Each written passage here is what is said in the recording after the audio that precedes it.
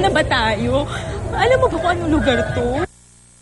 Hindi ko din alam, pero mukhang maganda naman, di ba? Tsaka, kita mo, parang vegan at night nga lang.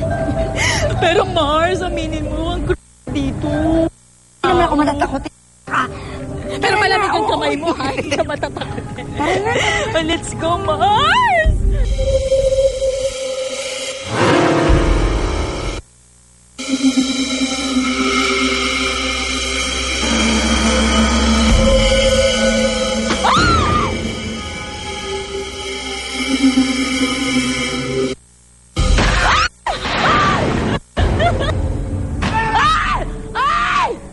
Talagang mapapatikta dito sa Scream Park Manila.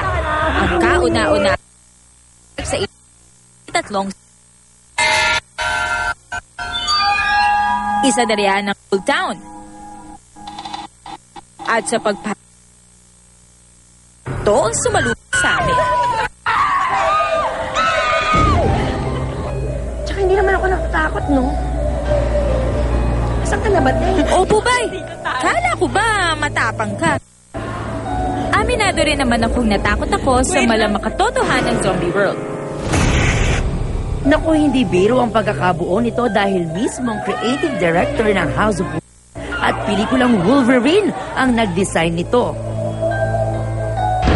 The first thing in Fear is the setting. Setting, okay. And then creating the mood. The mood. Yeah. How did you create the mood? Well, creating the mood is just with lights, sounds, and smoke.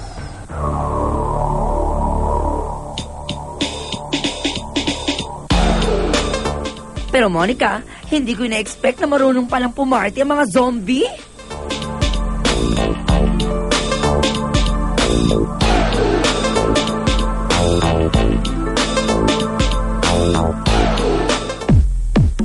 At hindi ka nga nagpahuli-bubay, ha?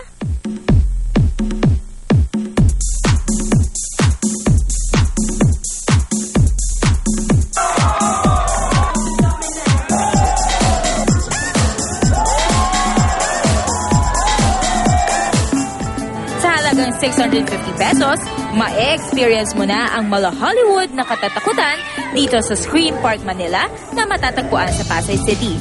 Bukas ito from Wednesdays to Sundays mula 6 p.m. until 2 a.m. hanggang March 30. Bukod sa Old Town, may isa pang horror maze kaming may experience dito sa Scream Park Manila. Kaya tutok lang mga ka-zombie, mga kapuso.